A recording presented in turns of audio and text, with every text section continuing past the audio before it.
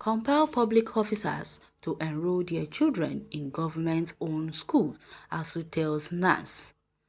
The Academic Staff Union of Universities has asked the National Assembly to initiate a law that makes it mandatory for public officers to send their children to public schools in Nigeria. ASUU President Professor Emmanuel Oshodeke said this at the reconvened meeting with the federal government being conciliated by the Minister of Labour and Employment in Abuja on Thursday. Oshodeke also commended the Minister of Labour and Employment, Senator Chris Ngige, for demonstrating an uncommon faith in the university system.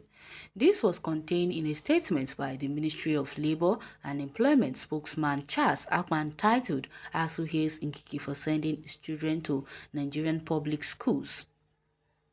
Commending Ngige for sending his children to the public universities, the ASUU president said his commitment to the growth and development of country's educational system should be emulated by other ministers.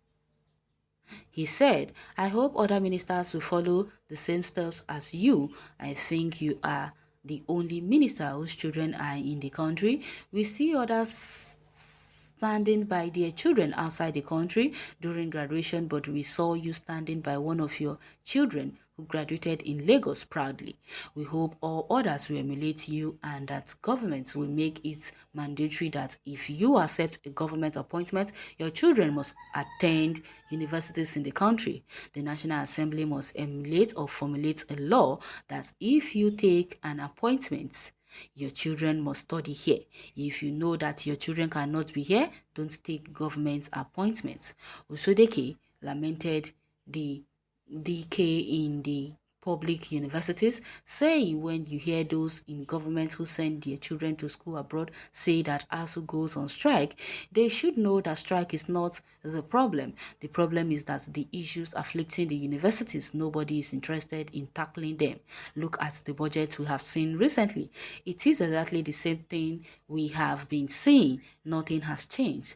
And this country is paying the high price for neglecting education. The banditry you see and kidnapping and what we have you is because people are not being taken care of. That is why ASUU has been struggling so that Nigerian universities will be revamped so as our children go outside for learning. Ngige assured that federal government would not abandon the public universities in spite of dwindling resource and retreated government's readiness to work with ASUU and others interested in revamping the educational system. If you ask me, he had already done the best he could. Just imagine. I could remember Gandhi standing so proudly next to his son when he graduated from a university in London. Just imagine that. So they are telling us now that ASUU goes on strike all the time. That is why they sent their children abroad. So have they also think or tried to tackle the main reason why ASUU is always on strike? No, they haven't. Instead, they would rather prefer to send their children abroad to school over there. Well, a kudos and a well done to Ngige for doing what he did, for sending all his children in Nigerian universities, for all them to also feel and know what it takes to go on strike. That is a good one. At least maybe when one of his children becomes a politician, then that child might also know what it takes to go to a university in Nigeria and how to tackle the problems with ASUU. Who knows? But just imagine when these people would boldly and proudly tell us that ASUU goes on strike regular. That is why they send their children abroad. Shoroni, is that what they're even supposed to say? Just imagine our Mr. President. He sends all his children. All his children are all graduates of one university in London or the other. That is how it is. Even Yusuf also graduated from one of the universities in London. I mean, his son, all his daughters, the same thing. So what are we talking about? When even the person who we're supposed to emulate or take after is doing the same horrible thing, then what do you expect?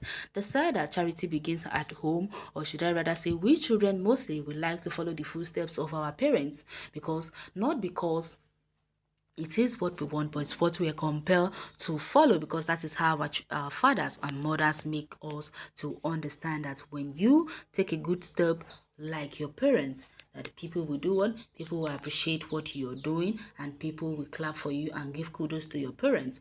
But when you do the opposite, people will blame the parents that they didn't teach you well, not knowing that you are the one who refused to be taught well. Our parents are the ones who always suffer all this in the end of the day. That is why most parents get so angry easily with their children. While their children are not doing the needful or doing the right thing, they get so furious and angry, because not because they're angry with the child, but because they are angry with the society who is going to blame them for what the child is doing. Well, I will give a kudos to Gige for sending his children to Nigerian school. And the person who talked about this compelling law, this person get brain no be small. They should indeed implement it and compel them to send their children, enroll all of them to a public university in Nigeria here.